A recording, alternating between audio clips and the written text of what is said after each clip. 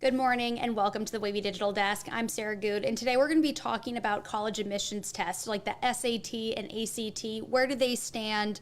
The big question as admissions processes start this fall and continue into the spring. We're going to be talking about changing requirements, people taking them away entirely, and what you should know about this. So today we have on ODU has joined us for this conversation to talk to us about what is going on in terms of these tests. So I want to just introduce our guests first off. We have Dennis E. Gregory, Associate Professor of Higher Education and Community College Leadership at ODU, and Ashley Miller, Associate Vice President for Enrollment Management. Thank you both so much for joining us today to talk about this. Thank you for having us, Sarah. Absolutely. I guess just to start, and I asked right before we got started, but admissions has started for undergraduate in terms of enrollment and applying at ODU.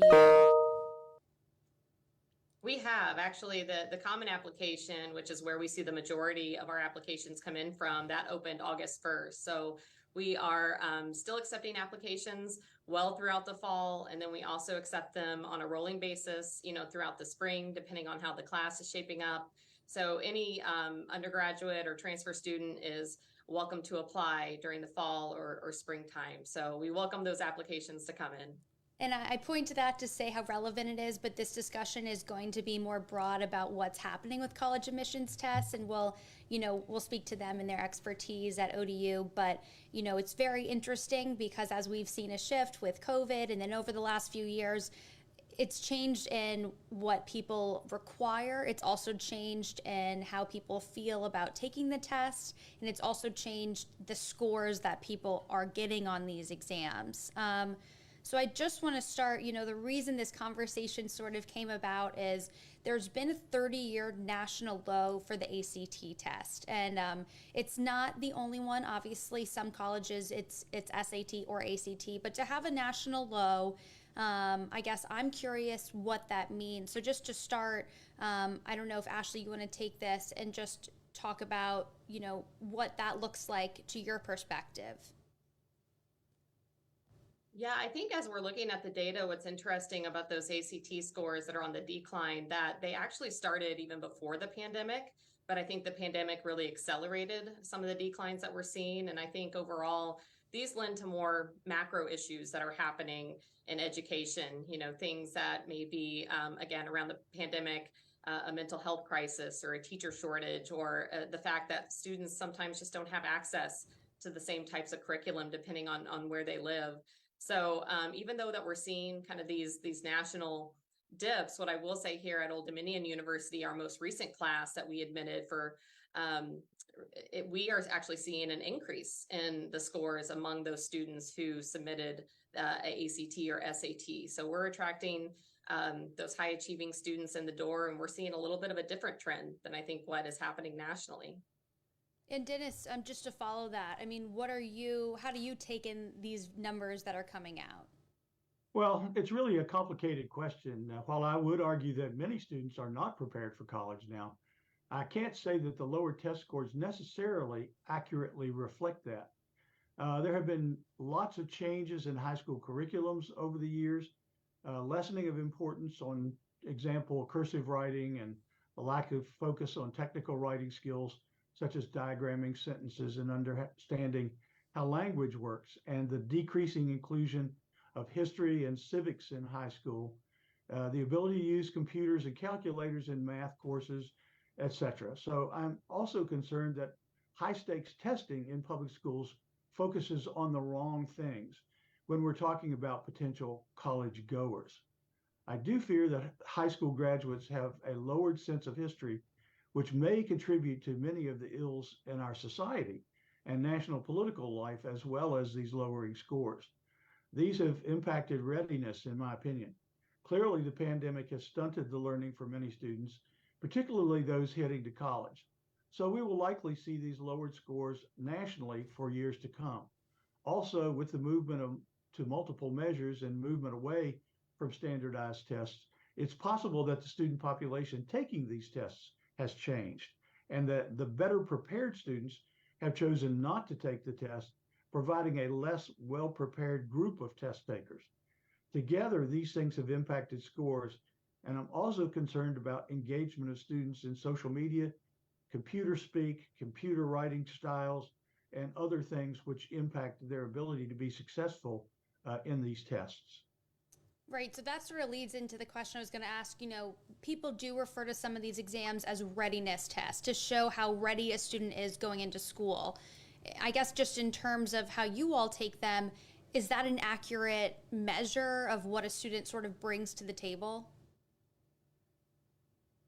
I think similar to what Dennis said, it's there's multitude of factors that I think go into really what makes a student college ready. So for us, at ODU, since we've been a test optional school since 2015, it's certainly not the measure. We pride ourselves on having a holistic admissions process. So we're looking at that full student, whether it's their GPA, their extracurricular activities, the type of courses that they're taking.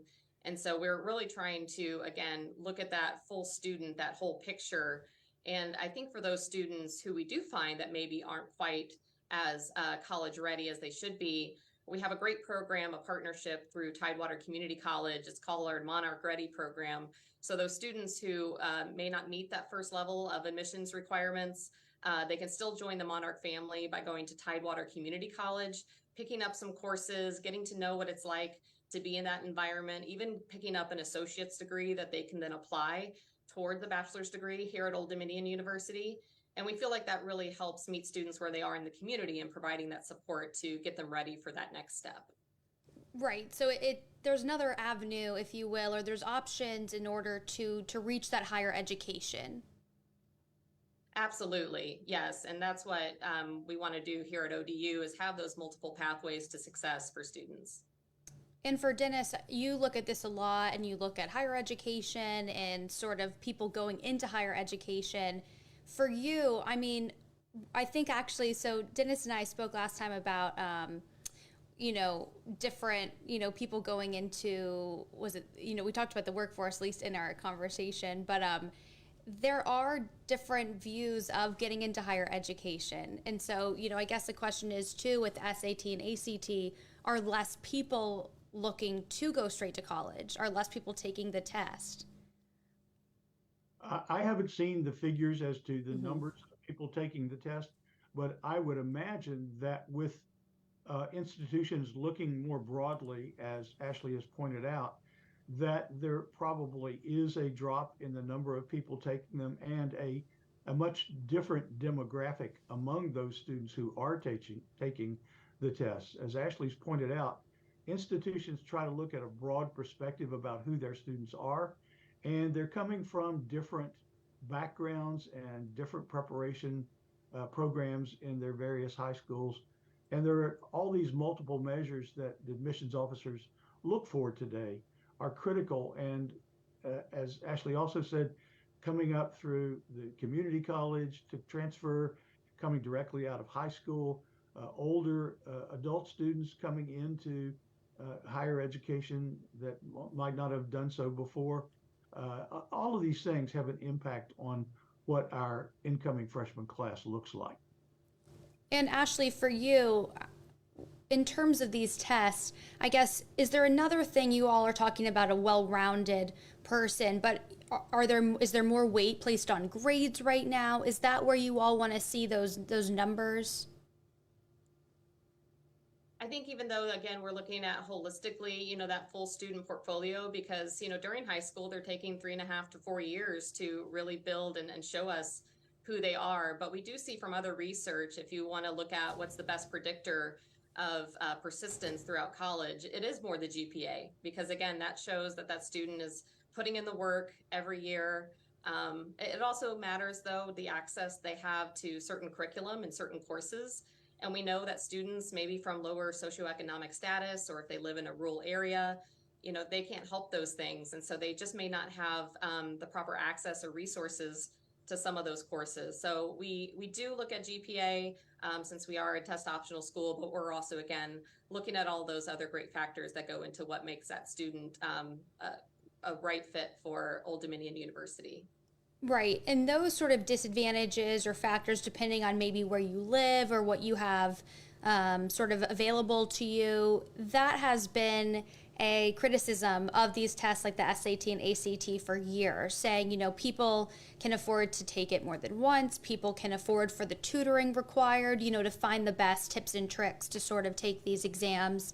Is that a factor that you all, I'm sure, have discussed over time, Dennis? Yes, we talk about that all the time. It's with the SAT and ACT for undergraduates, the graduate record exam for graduate school, the law school aptitude test, the medical school aptitude test.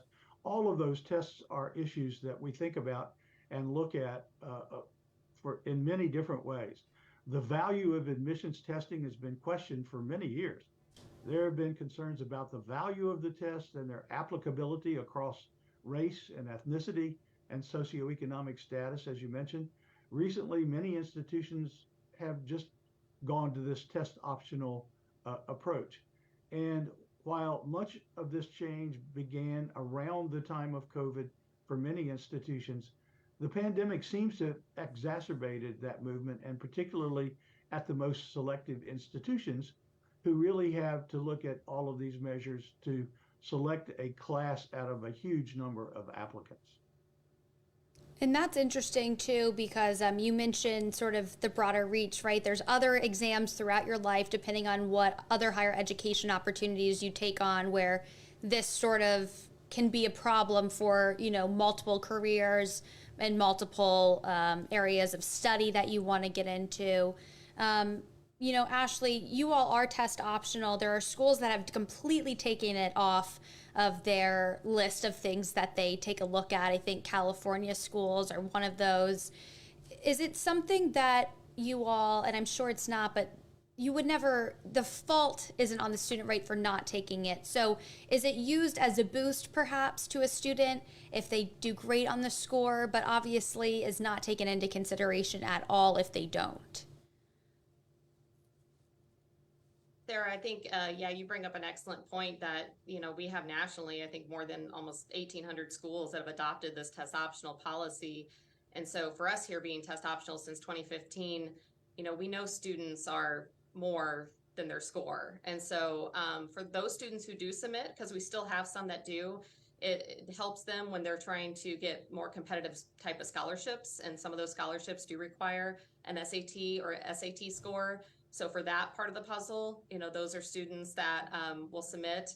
But really, aside from that, no, it's not something that that we look at or think much about. It's really, again, looking at that full student portfolio.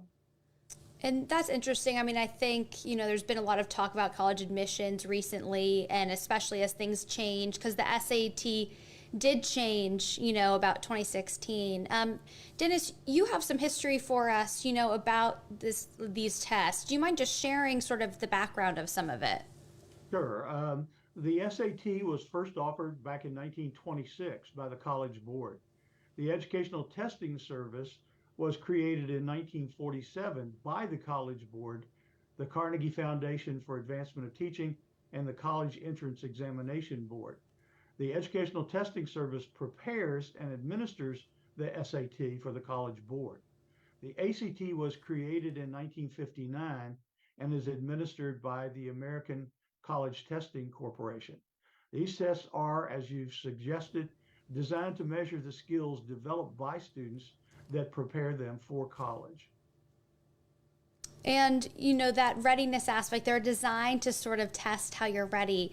For you all, and I think AP tests are another thing that really can sort of decide what your class level might be in college, or, what classes you might be able to take, especially in math. I know there's specific levels that you can sort of fit into right off the bat, or with language. Is there something that you all do to sort of test individually, or that I guess you hope schools across the board will do as kids head into school? And, SAT maybe not be a good measure, ACT might not be a good measure for how well they can, sort of level up in math or their writing skills. I think here at ODU, I mean, we do have some placement exams that students can take, and certainly for certain programs, they'll be required to take those that help us place them appropriately, and maybe a specific math class. So I think for us, that's typically a better indicator of where we should place a student versus, the score that they're coming in with at that time.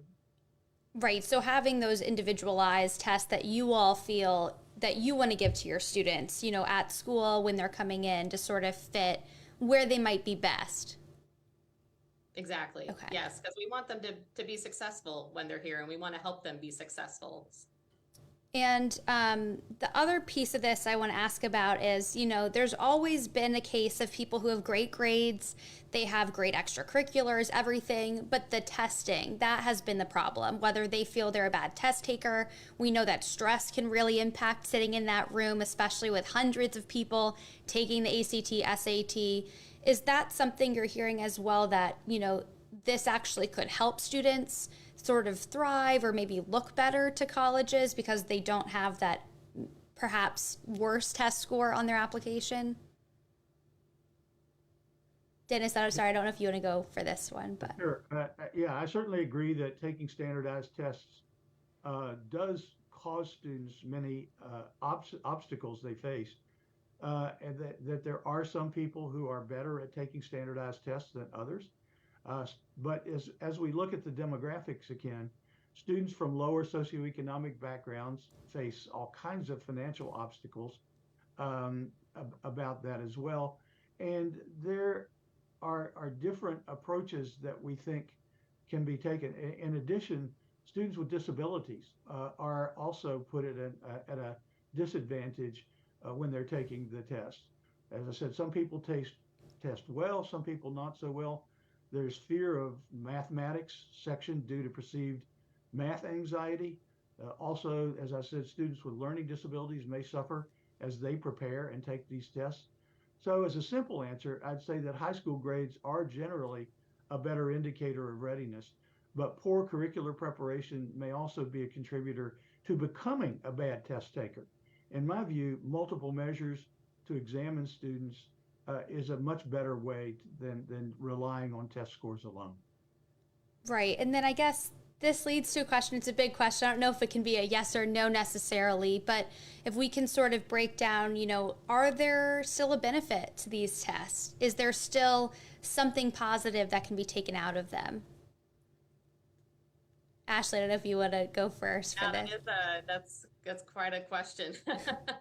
um, Again, I think students are more than their score, but certainly, for when we talk about that competitive scholarship piece, I know that SAT or ACT scores can be an important component, for those students. And so again, even though ODU prides ourselves on being the most affordable doctoral institution in the Commonwealth, if students are able to get some more financial assistance through those scholarships, that certainly helps them, because affordability is a huge issue too. It's not one thing just to get into college and to go, but we're also really trying to look at the affordability factor to make sure students persist and ultimately graduate from ODU. So I think there's times and places for those tests, but I'm very proud that ODU has adopted that test optional policy to know that, again, we're going to be focused on other factors for those student admit decisions. And Dennis, as you look at, higher education, how do you feel about these exams? Is it something that you feel are necessary, are part of it, or sort do you feel that, maybe what Ashley said, you sort of leave it to being so necessary for helping kids get college or access to money for college? I mean, how do you feel about it? Yeah, I agree with Ashley. I think it's one of those things that probably will be around for a while, and there are perceptions by many people that these are something that needs to be taken. I think a lot depends upon the demographics, the family backgrounds. If whether I'm coming from a first generation family where the parents don't really understand or know about being part of higher education, there are all kinds of things that become even more important than test scores. If they can be a plus, then certainly I think it's something good to take. But when we look at these things, we look at class rank, we look at, as you mentioned earlier, advanced placement course engagement and scores on the advanced placement test, their co-curricular organization engagement and involvement, the involvement in early college or dual enrollment programs at community college, the high school rankings as to whether this is a high quality high school or one that has some academic problems, staffing issues, and so on. And then also we look at students' volunteerism.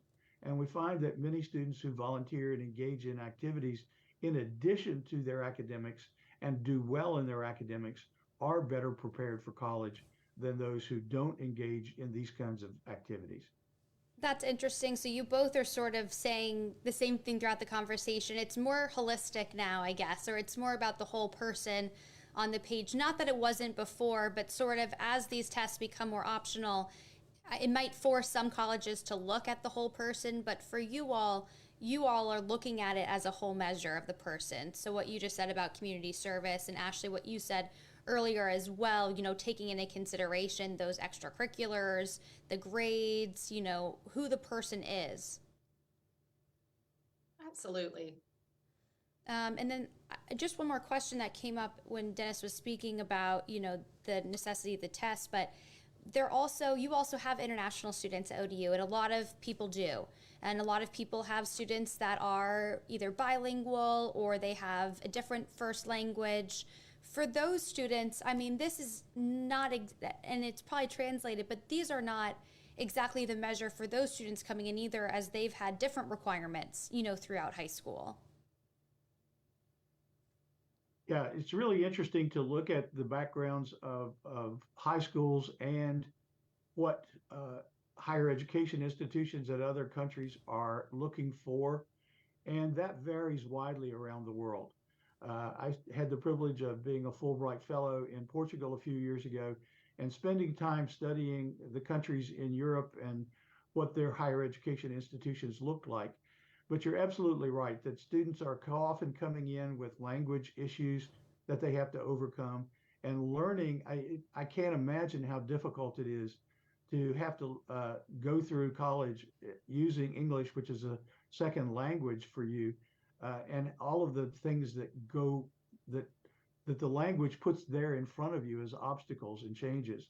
So international students have great problems depending upon their backgrounds and the country from which they come as they approach higher education in the United States, because it's often quite a different ballgame here than in their home country. Ashley, do you have any other thoughts on that, or I can? I agree with what Dennis said too. It's a whole different set of requirements, and a whole different set of circumstances for our international students. So I think the more that, again, we can meet that audience where they are, because, it's a big decision when they're trying to figure out where to go to their next college career. And we want to be as supportive as we can in that journey. Absolutely. Well, I think, Dennis, did you have something else to add? I just wanted to say that higher education in the United States is very expensive compared to other institutions around the world. So as we seek to recruit and bring international students in, we have to understand that they're making a huge investment in their higher education in the U.S. In many cases, much more so than in-state students, for instance, at public institutions. So all of those things need to be thought about. And we have our own special office for international admissions here at ODU, and specialists that look at all of those comparative things and how we might be better able to serve those students once they come here. And I think many institutions are beginning to do the same thing. And I was going to say that was the next thing of, Ashley had spoken about how to help students sort of be a part of that Monarch family, as you referred to it. So, it's also about not even just college readiness going in and these measures and these scores, but it is a larger picture of how you framed it, Ashley, of helping students once they get onto your grounds. So that is also a really important piece of this college readiness, is giving them that support. Yes, and that's important to us here at ODU, that it's not just getting them in the door, but they have a full network of faculty, staff, support resources, people who want them to be successful and who will support them to be successful, incredible advisors who will help them along their journey. And I would just say too, for those who are still trying to decide, where they want to go to college, we have incredible counselors and recruiters in our admissions offices. I know Dennis just referenced our great international admissions office. and that we also do kind of open forums where students can find out more information. So our next open house is going to be on Saturday, November 11th. And this is where students and parents and guardians can sign up. They can meet with somebody, they can learn about all the great resources and processes that we have here to really support and ensure that students are successful along their academic journey. And the university has great services for international students. We provide a lot of support.